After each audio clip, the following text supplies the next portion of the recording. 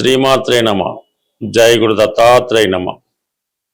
కుంభరాశి వారికి ప్రస్తుతం ద్వితీయ స్థానంలో సంచరిస్తున్న శని భగవానుడు అంటే వీళ్ళకి ఏలినాటి శని ఎండింగ్ పాయింట్లో ఉంటూ మరొక ఎండింగ్ పాయింట్ అయినటువంటి రేవతి నక్షత్రం మీదకి శని భగవానుడు మారడం జరిగింది.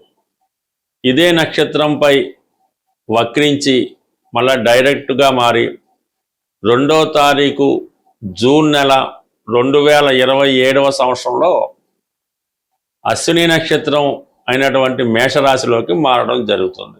దానితో మన కుంభరాశి వారికి 7.5 సంవత్సరాలుగా ఇబ్బంది పెడుతున్నటువంటి ఏలినాటి శని నుంచి సంపూర్ణ విముక్తి రావడం జరుగుతుంది. అయితే ఈ సమయంలో మరి ఎండింగ్లో ఉన్నటువంటి శని భగవానుడు బుధ నక్షత్రం మీద సంచరించాడు. అంటే ఒక విధంగా బుధుడు కుంభరాశి అధిపతి అయినటువంటి శని భగవానుడికి మిత్రగ్రహం అవటం వల్ల పంచమ అష్టమాధిపతిగా ఆ ఫలితాలు మీరు పొందబోతున్నారు. అంటే కొద్దిగా సడన్గా కొన్ని చేంజెస్ రావడం జరుగుతుంది. అది కుటుంబ విషయాలు కానీ, ఆర్థిక విషయాలు కానీ, ఉద్యోగ సంబంధించిన విషయాల్లో కొన్ని సడన్ చేంజెస్ మీకు రావడం జరుగుతుంది. అంటే ఏదైనా మరి చివరి ఫేజ్లో శని భగవానుడు మీకు మంచి ఫలితాలు ఇస్తాడు కాబట్టి గతంలో ఏదన్నా మనం కోల్పోయాం తిరిగి మళ్ళీ అది పొందే అవకాశం ఉంటుంది. చాలా లాంగ్ టర్మ్ తర్వాత ఒక బంధుత్వం, ఏదో ఒక అన్నగారితో ఇబ్బందులు, సంతానంతో ఇబ్బందులు, తండ్రి గారితో విభేదాలు అనుకుంటాం. ఇవి మళ్ళీ మీకు చివరికి మళ్ళీ అంతా కలుసుకొని మళ్ళీ ఒక నిర్ణయానికి ఒక మాట మీదకి రావడం జరుగుతూ ఉంటుంది. అందువలన కుటుంబ విషయాల్లో సడన్ చేంజెస్ రావడం జరుగుతుంది. దూరమైన బంధువర్గం మళ్ళీ తిరిగి కలుసుకుంటారు. ఏ కారణం వల్ల అయితేనే మళ్ళీ మీకు సహకరించడం జరుగుతూ ఉంటుంది. ప్రధానంగా విద్యార్థులకి ఇది వాళ్ళు కొన్ని సంవత్సరాలుగానో ఎంతో కాలంగా కష్టపడుతున్నటువంటి ఉద్యోగ అవకాశాలు, ఏదైనా పెద్ద గోల్ పెట్టుకొని దానికోసం ప్రయత్నం చేస్తుంటారు. ప్రతి అటెంప్ట్ మిస్ అవుతుంటుంది. మరి అటువంటి వాళ్ళు సాధారణంగా మెడికల్ ఎంట్రన్స్లో వాళ్ళు కానీ, లేదంటే గవర్నమెంట్ సర్వీసు, లేదంటే గ్రూప్స్, సివిల్స్ రాస్తున్న వారికి ఇది ఒక అనుకూలమైనటువంటి సమయం. తిరిగి మళ్ళీ మీరు మంచి ర్యాంక్ సాధించడం, ఉద్యోగంలో ప్రవేశించడానికి అనుకూలంగా ఉంటుంది. పోనీ ఏదో కారణాంతరాల వల్ల ఈ ఏలినాటి శని ప్రారంభంలోనో మిడిల్లోనో ఏదో ఉద్యోగపరంగా ఏదో ఇబ్బంది వచ్చి ఏదో చిన్న మిస్టేక్ వల్ల ఉద్యోగం కోల్పోయి ఉంటారు. అటువంటి వారు తిరిగి మళ్ళా ఈ సమయంలో మీ పూర్వ వైభవాన్ని, కోల్పోయిన ఉద్యోగాన్ని పొందే అవకాశం ఉంటుంది. ఈవెన్ మీరు ప్రేమికుల మధ్య ఎడబాటు వచ్చి ఉన్నా, పిల్లలతో విభేదాలు వచ్చినా ఈ సమయంలో కొంతవరకు పరిష్కారం అయ్యే అవకాశం ఉంటుంది. బట్ ఏదైనా ఇవన్నీ కూడా మీకు చక్కగా మరి కొన్ని చెడుగా మంచిగా ఏదైనా సరే మళ్ళీ మీ జీవితాన్ని కొత్త లైఫ్ ప్రారంభం అన్నది ఈ జూన్ 2, 2027 నుంచి స్టార్ట్ అవుతుంది. అక్కడ నుంచి మళ్ళీ తిరిగి చాలా రోజుల పాటు మీ అభివృద్ధి ప్రారంభం అవుతూ ఉంటుంది. ఇక ప్రధానంగా ఇదే శని భగవానుడు రేవతి నక్షత్రం మీద ఉండగానే రాబోయే జూలై నెల అంటే రేపు నెక్స్ట్ మంత్ జూలై 27వ తారీఖు నుంచి డిసెంబర్ 11 వరకు వక్రగమనం పొందుతూ ఉంటాడు. సో ఈ వక్రగమనం పొందడం ఒక విధంగా మీకు మళ్ళా జన్మశని ప్రభావం అన్నది రావడం జరుగుతుంది. అంటే గతంలో చేసినటువంటి మిస్టేక్స్ మళ్ళీ చేయడం కానీ, ఏదైనా మళ్ళా పూర్తిగా మనం దీని నుంచి బయటపడ్డాం అన్నది మళ్ళీ తిరిగి మళ్ళీ మొదలవడం కానీ జరిగే అవకాశం ఉంది. ఇది ఎక్కువగా థర్డ్ టైం ఎవరికైతే ఏలినాటి శని జరుగుతుందో వాళ్ళు ఆరోగ్యపరంగా, అనారోగ్యపరంగానో కొద్ది బ్లడ్ రిటర్న్ అయి ఉండడం వలన దీర్ఘకాలిక వ్యాధితో బాధపడుతున్న వాళ్ళకి ఇది మరింత ఎక్కువయ్యే అవకాశం ఉంటుంది.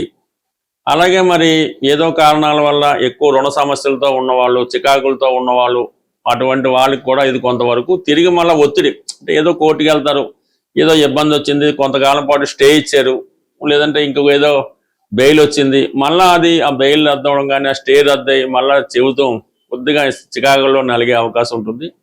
అదే విద్యార్థులకు కూడా కొంత ఇబ్బంది పెట్టే అవకాశం ఉంది. అంటే ఏలినాటి శని వెళ్ళిపోతూనే మళ్ళా కొన్ని ఇబ్బందులు మీకు పెట్టడం జరుగుతూ ఉంటుంది ఈ డిసెంబర్ 11వ తారీఖు వరకు. దాని తర్వాత నుంచి ఇంచుమించుగా డిసెంబర్ 11 తర్వాత మీరు ఏలినాటి శని నుంచి సంపూర్ణంగా బయటపడినట్టే. అక్కడి నుంచి నెమ్మదిగా మీ జీవితం తిరిగి అభివృద్ధి వైపు ప్రయాణించే అవకాశం ఉంది. బట్ ఏదైనా ఇటువంటి సమస్యలను మీరు ఎదుర్కోవాలంటే చాలా ఓర్పు, సహనం ఉండవలసిందే. ఎప్పుడూ కంగారు పడకుండా, ఎవరిని నిందించకుండా, చాలా క్రమశిక్షణతో ఉంటే మాత్రం ఈ సమస్యలన్నీ కూడా వాటికి అవే పరిష్కారం అవుతాయి. మీకు కావాల్సిందల్లా ఓర్పు సహనం ఉంటే చాలు, మీరేమీ చేయక్కర్లేదు. కంప్లీట్గా ఈ సమస్యల నుంచి బయటపడతారు. ఎందుకంటే రాబోయే రోజులు మంచిగా ఉన్నాయి కాబట్టి ఇప్పుడు పెద్దగా ఏమి ఇబ్బంది పడక్కర్లేదు. ఇదే పెద్ద సీక్రెట్. ఏదన్నా మనకి రాబోయే దశ అనుకూలంగా ఉంటే ఈ దశ వ్యాపారం పెట్టుకుని ఏది పెట్టినా నడుస్తుంది. రాబోయే దశ బ్యాడ్గా ఉంటే ఇప్పుడు ఏది మంచి పని చేసినా అది అప్పుడు ఇబ్బంది ఉంటుంది. కాబట్టి అది రాబోయే పీరియడ్ గమనించి ప్రస్తుతం ఫోర్కాస్ట్ చేయవలసి ఉంటుంది. కాబట్టి ఏదన్నా రాబోయే రోజులు ఈ కుంభరాశి వారికి మంచిగా జరిగే అవకాశం ఉంటుంది. ఏదైనా మనం గ్రహాలకి పరిహారాలు చేసుకున్నప్పుడు అంటే రెమెడీస్ పాటించినప్పుడు ఒక్కొక్క గ్రహానికి ఒక్కొక్క విధంగా మనం వాళ్ళని ఆ గ్రహాల్ని సంతృప్తిపరచవలసి ఉంటుంది. సూర్యునికి ప్రసన్నం చేసుకోవాలంటే సూర్య నమస్కారాలు ఆదివారం నియమంగా ఉండడం ఇది కామనం. మరి శని భగవానుడికి ప్రసన్నం చేసుకోవాలంటే కంప్లీట్గా మీకు మీరే చేసుకోవాల్సి ఉంటుంది. క్రమశిక్షణతో ఏ పనైనా చేయడం అన్నది శని భగవానుడికి ఇష్టమైనది. అందువలన ఎవరైతే ప్రస్తుతం నిరుద్యోగ సమస్యతో కానీ తీవ్రమైన ఆర్థిక ఇబ్బందులు, కుటుంబంలో గౌరవం లేకపోవడం, ఎక్కడికి వెళ్ళినా కూడా మిమ్మల్ని మీరు ఓడిపోవడం, అందరూ మిమ్మల్ని సరైనటువంటి గౌరవం ఇవ్వకపోవడం, ఇవన్నీ కూడా శని యొక్క ఇబ్బందులు పెడుతున్నాడని గుర్తుమాట. దానికి మీరు కూడా సరైనటువంటి వస్త్రధారణ లేకపోవడం, శుభ్రంగా శరీరాన్ని పరిశుభ్రంగా ఉంచకపోవడం, ఏదో రకరకాలుగా చిన్న చిన్న మైనస్ హ్యాబిట్స్ కనబడుతూ ఉంటాయి. సో అటువంటి వాళ్ళు జీవితంలో మారాలంటే మీ తరపునే మీ అమ్మగారు కానీ నాన్నగారు కానీ ఎవరు పరిహారం చేసినా దానివల్ల ఏమీ ఫలితం ఉండదు. మీకు మీరే పరిహారం చేసుకోవాలంటే ముందుగా మీరు వ్యక్తిగతంగా మారాలి అని సంకల్పం రావాలి. ఎట్టి పరిస్థితుల్లో కూడా సూర్యోదయానికి ముందే లెగవలసి ఉంటుంది. అలాగే మీ శరీరాన్ని ముందు శుభ్రంగా ఉంచుకోవాల్సి ఉంటుంది. శుభ్రమైన బట్టలు, శుభ్రమైనటువంటి స్నానం, అలాగే సాంప్రదాయ దుస్తులు కాదు కానీ ఒక మంచి దుస్తులు ఎప్పటికప్పుడు బెటర్మెంట్గా ఉంటూ మార్చుకుంటే నెమ్మదిగా అది మారడం జరుగుతుంటుంది. సో దాని తర్వాత ఇంకో ప్రధానంగా రెమెడీ ఏంటంటే ఇంక ఏ ఇబ్బందులు మనం మారట్లేదు అనుకున్నప్పుడు మీరు పర్టికులర్గా ఒక నలుపు రంగు క్లాత్, ఒక జేబు రుమాల కన్నా చిన్న సైజు సరిపోతుంది. అందులో ఒక పిడికెడు నల్ల నువ్వులు వేసి ఒక 5 రూపాయల కాయిన్ కానీ 10 రూపాయల కాయిన్ కానీ కాయిన్ మాత్రం వేసి దాన్ని చక్కగా మూటలా కట్టి దాన్ని మళ్ళీ ఒక పేపర్లో కట్టి మీరు పడుకునేటప్పుడు అంటే మీరు ఎట్టి పరిస్థితుల్లో కూడా కింద పడుకోవాలి. ఒక సాపో దుప్పటో బొంత వేసుకొని మీరు కిందే పడుకొని మీ తలగడ కింద ఈ నువ్వులతో కట్టినటువంటి నలుపు రంగు మూట తల కింద పెట్టుకొని అది ఎప్పుడు రాత్రి కూడా బేనే పడుకోవాల్సి ఉంటుంది. ఎర్లీ మార్నింగ్ సూర్యోదయానికి ముందే నిద్ర లేవండి. నిద్ర లేచిన వెంటనే ఈ మీరు తల కింద పెట్టుకున్నటువంటి ప్యాకెట్ చక్కగా బయటకు వచ్చి 4 రోడ్లు కలిసే చోట అది పడవేసి తిరిగి మళ్ళీ మీరు ఇంటికి వచ్చి మీరు మామూలుగా మీ స్నానం కాలకృత్యాలు తీర్చుకొని యథావిధిగా రోజు గడపండి. ఈ విధంగా వరుసగా 8 రోజులు చేయడం వల్ల కంప్లీట్గా మీలో ఉన్నటువంటి నిరాశ, నిస్పృహ, బద్ధకం అన్నీ పోయి చక్కగా మీ కొత్త జీవితానికి ప్రారంభమవుతుంటుంది. అయితే శని భగవానుడికి రెమెడీతో పాటు సూర్య భగవాన్ని కూడా మీరు అంటే కంప్లీట్గా సూర్య నమస్కారం చేసుకోవడం, ఆదివారం నియమంగా ఉండడం, మీ ఇంట్లో ఎవరు పెద్దవారు అంటే యజమాని ఎవరున్నారు మీ ఇంట్లో వారు చెప్పిన విధంగా మీరు నడుచుకోవాల్సి ఉంటుంది. మీరు ఏ పని చేసినా కూడా వాళ్ళకి చెప్పి చేయవలసి ఉంటుంది. ఒక క్రమశిక్షణ, ఒక సాంప్రదాయం, ఒక శుచి శుభ్రత పాటించినప్పుడు కంప్లీట్గా శని భగవానుడు మిమ్మల్ని కంప్లీట్గా అనుగ్రహించడం జరుగుతుంది. అంటే మొత్తం మిమ్మల్ని ఫ్రీగా వదిలిపెట్టి చాలా హ్యాపీగా మీ జీవితం నడుపుకునే విధంగా సింపుల్ రెమెడీతో మీరు మీ జీవితాన్ని మీరే బాగా చేసుకోవచ్చు.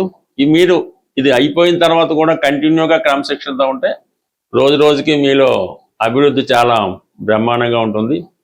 బట్ ఏదైనా శని ప్రభావం వల్ల నిరుద్యోగులుగా ఉన్నవాళ్ళు ఏం చేయాలంటే కోతులకి ఆహారం పెట్టవలసి ఉంటుంది. ఏదైనా అడవుల్లో కొద్ది దూరం ఉంటారు, రోడ్ల మీద కాకుండా మామూలు కొద్దిగా రిమోట్ ప్రాంతంలోకి వెళ్తే కొద్దిగా లోనికి వెళ్ళి అంటే అడవో తోట ఉంటుంది, ఆ లోనికి వెళ్ళి కోతులకి మరి వేరుశెనగ ఉండలు కానీ శనగ ఉండలు కానీ అంటే బెల్లంతో కలిపి చేసినటువంటి ఉండల్ని ఆ కోతులకి ఆహారంగా పెట్టడం వల్ల నీకు ఎంబటినే ఉద్యోగం వచ్చే అవకాశం ఉంది. అంటే ఉండలు పెట్టడం అంటే 4-5 కాదండి, 4 కేజీలు 5 కేజీలు తయారు చేయించి పుష్టిగా ఆ కోతులకి ఈ శనగ ఉండలు బెల్లం ఉండలు పెట్టడం వల్ల మీ నిరుద్యోగ సమస్య తీరుతుంది, రుణ సమస్య కూడా చాలా ఇమీడియట్గా తీరిపోయే అవకాశం ఉంటుంది. స్వస్తి.